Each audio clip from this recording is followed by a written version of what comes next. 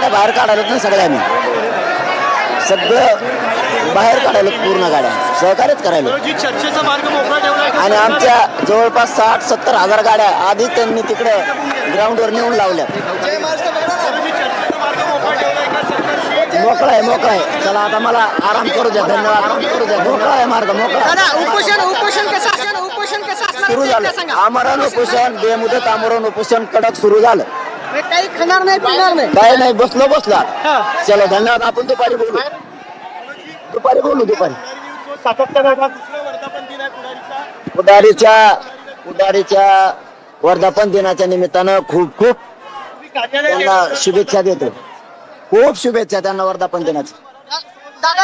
पहिल्यापासून गोरगरिबांचा आवाज उठवला त्याबद्दल त्यांना खूप शुभेच्छा. मुख्यमंत्र्यांना काय सांगणार आहात? मुख्यमंत्र्यांना काय सांगणार? मुख्यमंत्री साहेबांना एकच विनंती आहे, करोडो लोक मुंबईत आणले म्हणजे आम्हाला माज मस्ती नाहीये. आमच्या मागण्याची सगळ्या अंमलबजावणी करा आणि गोरगरीब मराठ्यांचा सन्मान करा. हे मराठी मरेपर्यंत तुम्हाला विसरणार नाहीत. आणि आमची परवानगी आत्ताची आत्ता वाढून द्या, ते पण आम्हाला सहकार्य करा. तुम्ही जर अडथळे आणले तर पुन्हा महाराष्ट्रातला मराठा समाज मुंबईकडे निघेल.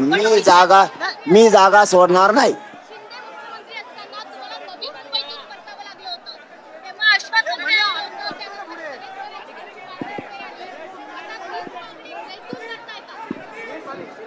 सगळ्या मागण्यांची अंमलबजावणी केल्याशिवाय मी उठणार नाही. चला धन्यवाद. चला मला आराम करू द्या.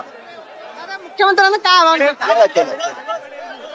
पाहतोय की मनोज जरांगे यांनी सध्या या ठिकाणी उपोषण जे आहे ते सुरू केलेलं आहे.